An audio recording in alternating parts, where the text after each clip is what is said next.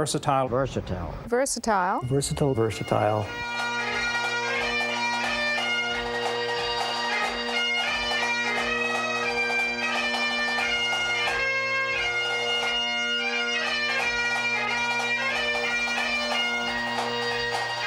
Today, we will visit a part of Canada that has always been very versatile, very flexible. Many changes brought about by new people and new conditions have become part of the lifestyle here. Tour guides, a power station manager, a harbor worker, a native artist, and a museum director give more information and insights.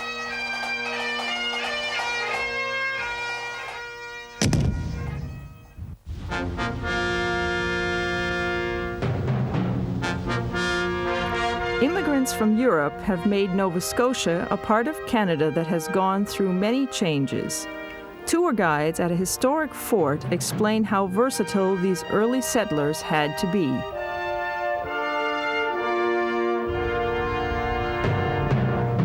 Before the coming of the Europeans, the Mi'kmaq had inhabited this land for over 10,000 years. They were very versatile. They had their own way of life, their own religion, and their own culture. The French were the first to inhabit these lands, too, first Europeans, and they first settled here at Port Royal in 1605. In 1710, the English came in to Nova Scotia, and they renamed this land New Scotland.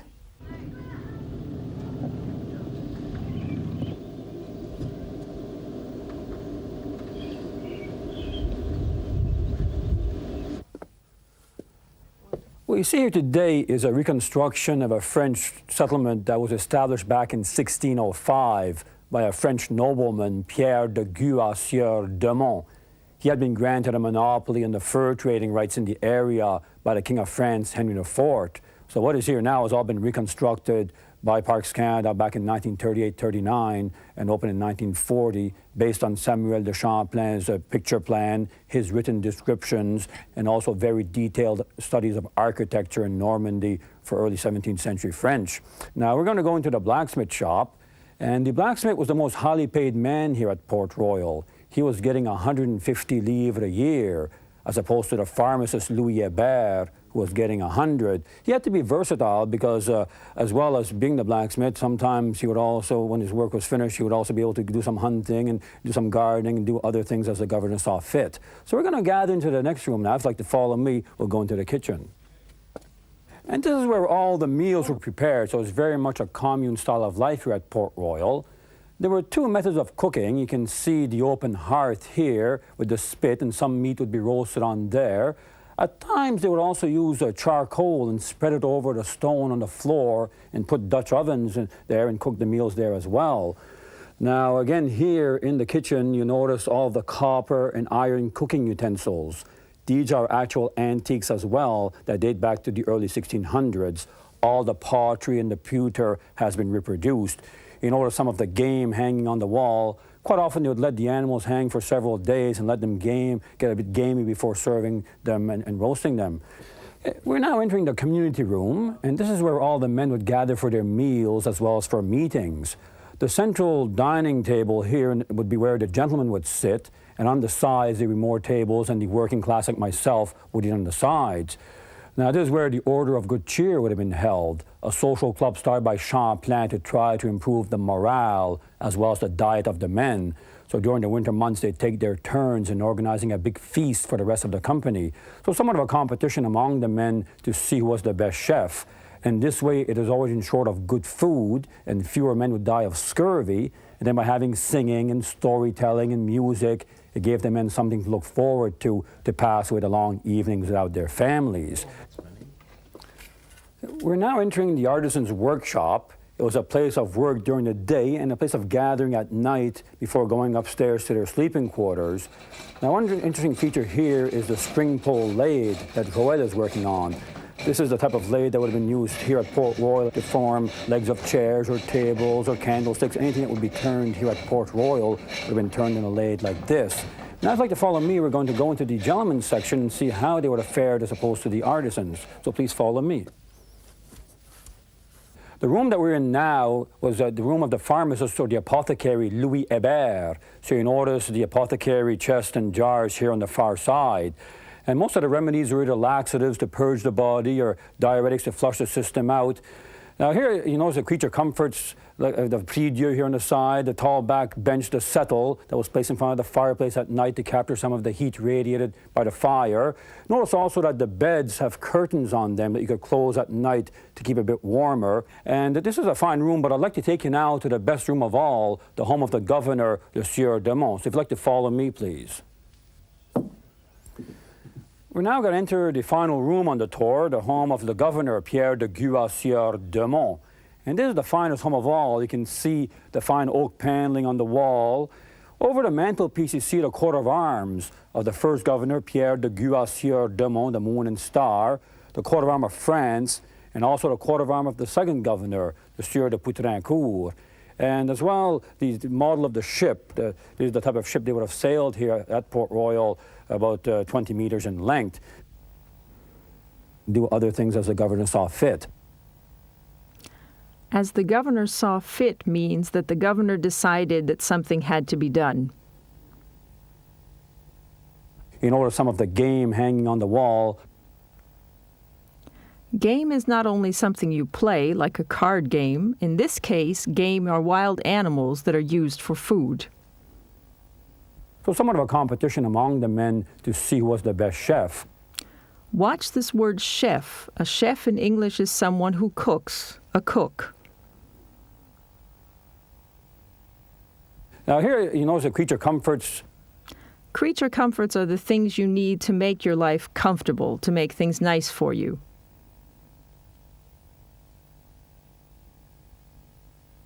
Now, the habitation lasted only 8 years, 1605 to 1613. In 1613, it had been attacked and burned down by an English expedition out of Jamestown, Virginia. So I hope that you have been able to appreciate a bit the history of our site, and hope you enjoy your tour while you were here.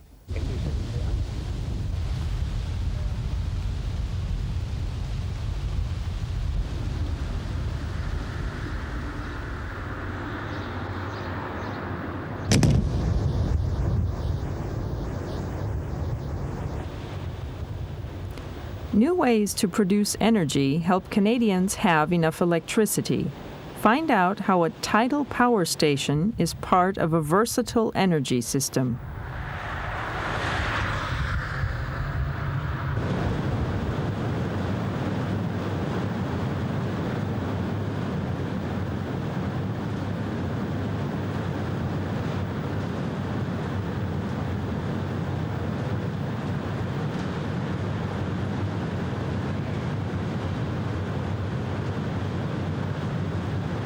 My name is Greg Carlin. I'm superintendent for the Annapolis Valley Hydro System. We're located presently at Annapolis Royal, Nova Scotia, Canada, and we're in the site of the Annapolis Tidal Generating Station. This site was built in '84. A little bit of history of the area. In the mid-'70s with the oil crises and the look for alternative energy sources, tidal power was one avenue to pursue renewable energies.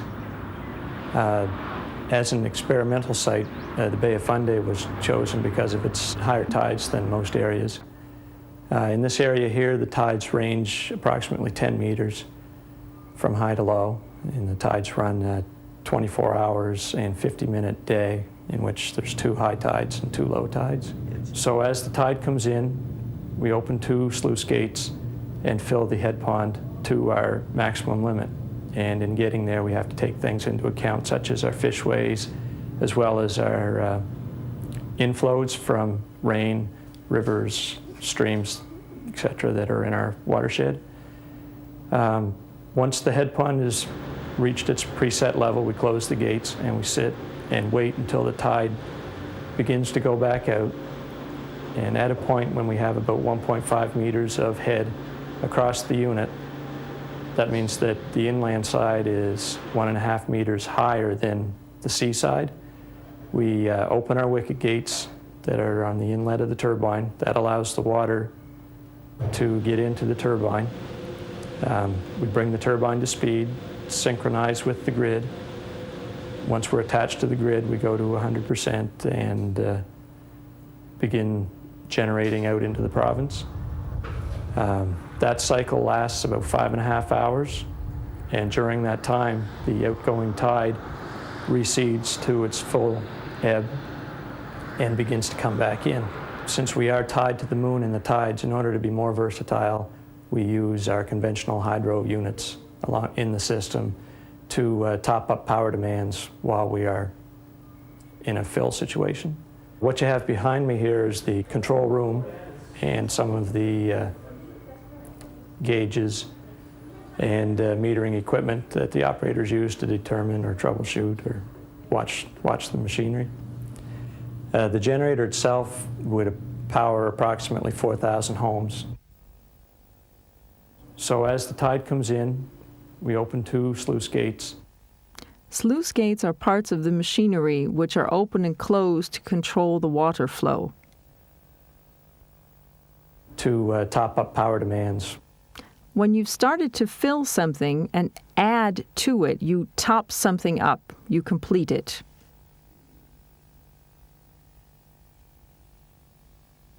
Some of the gauges. Look at the word gauge. It has an interesting spelling. It's a measuring instrument. You also have these in your car, for example. That the operators use to determine or troubleshoot. You often hear about troubleshooters also in business. These are people who try to find and correct faults.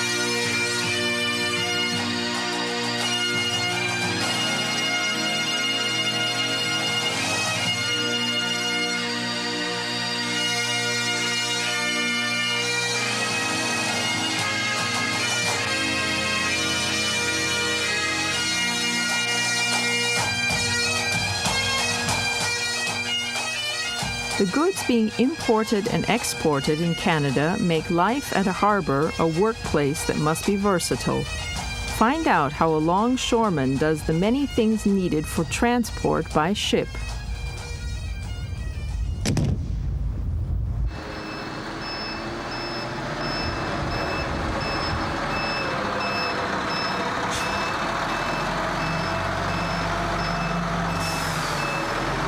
Hi, I'm Sherman Pace. You're in the Port of Halifax, Nova Scotia, and I'm a longshoreman. I load and unload ships and rail cars to get ready for the ships. We're versatile. To get ready for the ship, we have to take the cargo off the trucks, to come in on the trucks and the rail, and we stockpile them. And after you stockpile them, you put each ships in each position, in each section, and then you go, and when the ship comes in, you're all ready for the loaded. So you load it, and it's in and out of the port within 10 hours. And you have gypsum that you have to store in the shade, the rain. You have to have space for everything. And with our containers, we have storage space for the store the containers when they come in, the empties. And the full ones, you have to take them off the rail and put them back onto the pier and have them ready for when the ship comes. For a certain weight on each ship, you have to be stowed the proper way. And you have to have the checkers to check everything off. You have your crane operators, you have your brute drivers, your front-end loader drivers. And it's all just one big happy family. You got to work together in order to produce. To become a longshoreman, you have to learn how to drive equipment. You got to be interested in the docks and know what's going on, and the loading ships and the CN rail and the trucks, everything that involves the shipping industry. And once you get all that together, it takes a few years before you become familiar with it all. And then everything, the pattern falls in right, and you just have to come in, you drive your front end, you drive your brute, whatever you're destinated to drive. If you're a ship's crane operator, you got to go up, then you lift the container off the brute, and you lift it up, and you carry it over and place it on the ship. And then you come back, and then if you got to dump the ship, you got to bring one off and put it on the brute. The brute takes it from the crane, takes it to the CN rail, and then you have a machine there to load it onto the rail car for to go to the port, to go wherever the destination is. And then it reverses coming back in. You have to empty the shunts and stockpile them. They have everything ready for the ship when it comes in, so you don't delay the ship. 12 hours, you can pretty well turn the ship around. It all depends on how many cranes. You put 2 cranes on it or 4 cranes. And it all depends on how many containers it has. If, let's say, we average 25 to 30. Sometimes you're down to 18 an hour. Sometimes you get 40 an hour.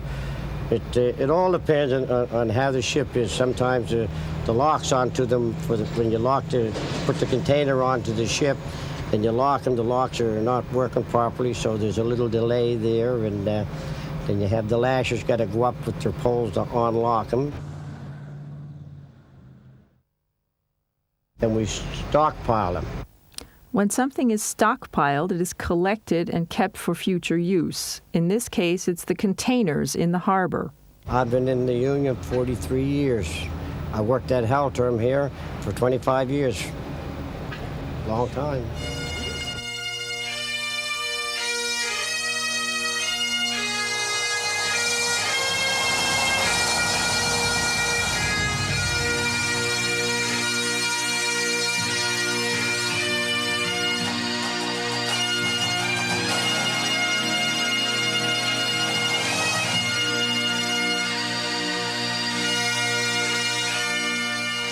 The Native Americans have a long history, but today they must be versatile in Canada's modern society. An artist explains how he lives in both worlds. My name is Alan Sullaboy, and I'm a Mi'kmaq artist from Provinz Nova Scotia, and it's 1 hour from here. And I live on the Millbrook Reservation, and that's where I was born, and I'm still there. My whole life revolves around my culture, and I like to think that my work will bring the ancient designs, the symbols forward and keep them current. They're part of what I am today.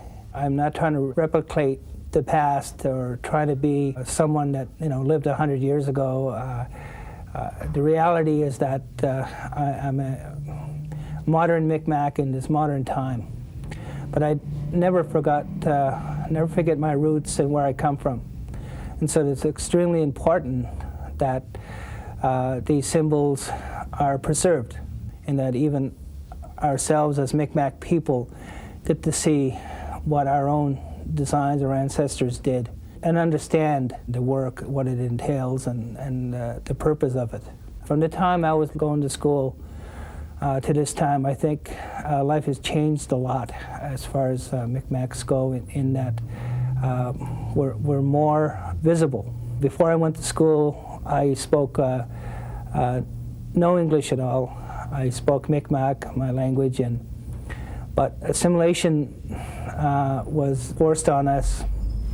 We had to start talking English, and it was that you couldn't do well in school if in Mi'kmaq your language held you back if you didn't speak good English, and that's how it was sort of given to us, and that's how it went. But in that process, I think we've sort of got lost too.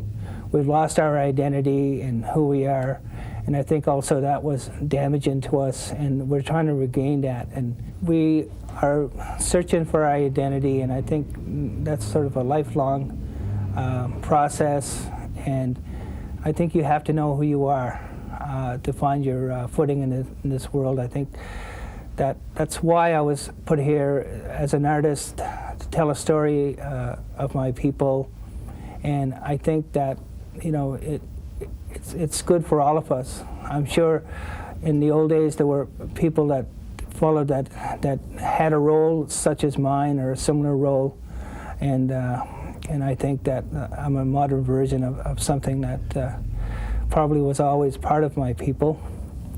I think in this modern world, Mi'kmaqs today have to be a versatile people, and I think that they have to learn to cope with the modern world and get out there and learn to be doctors and lawyers and learn some untraditional things. But I think that, you know, being a traditionalist, I think helps you in that it makes you understand who you are and where you came from. But then, you know, it's a part of you, but you look forward to the future and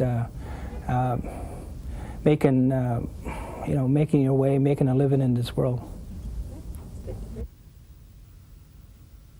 Life has changed a lot as far as Mi'kmaqs go. This is a term that shows the relationship between two different things, shows a reference.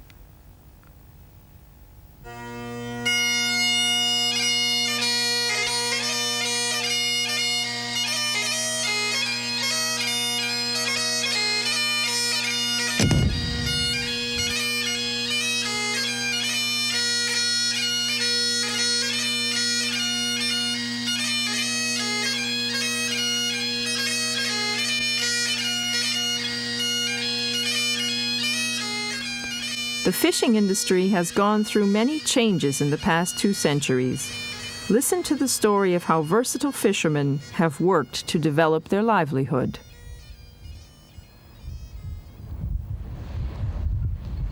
My name is Ralph Getson. I'm the Curator of Education at the Fisheries Museum of the Atlantic in Lunenburg, Nova Scotia. We're now up on the 2nd level of the museum, and as you can imagine from our name, we tell the story of the fishing on the east coast of Atlantic Canada.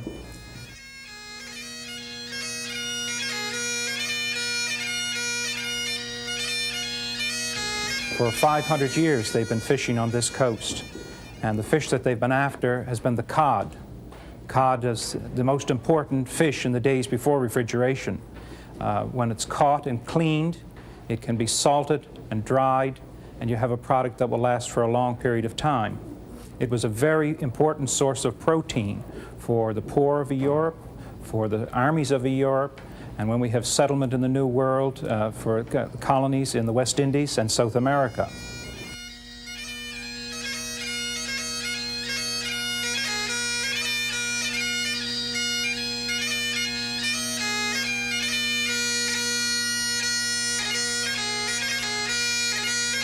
Codfish, known as the beef of the sea. In Nova Scotia, we call it the bread of the sea.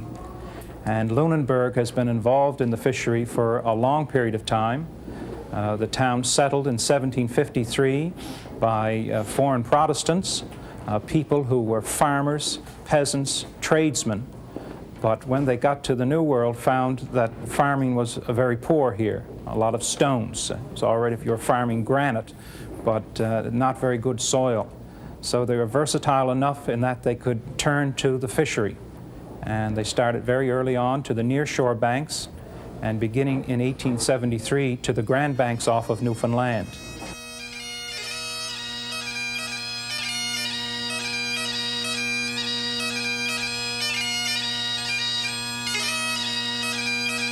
Fishing in boats like I'm sitting on right now, a dory, fishing with long lines, up to 2.5 miles of line with baited hooks at 3-foot intervals, and they were fishing for cod.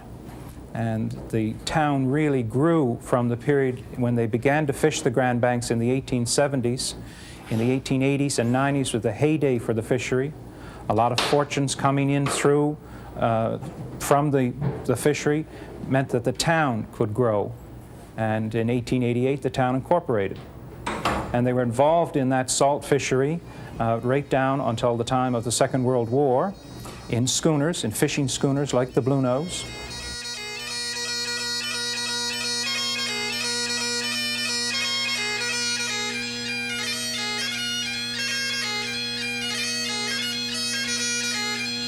After the war, they started the modern fishery, fishing with large nets and bringing the fish in and selling it fresh. Instead of packing it in salt, they packed it in ice. And that really was the beginning of the modern fishery. Many changes took place in the 1950s and 60s. New equipment, they went into cooked fish, fish sticks from this, in this building here in the 1950s. This is one of the salted codfish here. That's what, that was money to Lunenburgers years ago.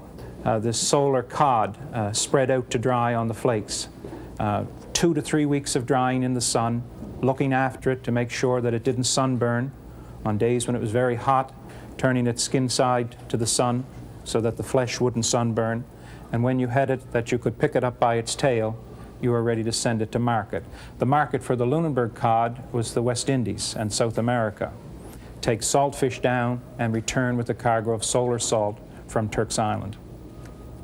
So that was a very important commodity here in this port down until the 1930s. And then the advent of fresh fishing, of course, changed the way we fish and the way we treated the fish as well. In the 1880s and 90s was the heyday for the fishery. The heyday is the time when something has the most excitement and has the most success. So that was a very important commodity here. Commodities are products which are traded between countries, agricultural and other products.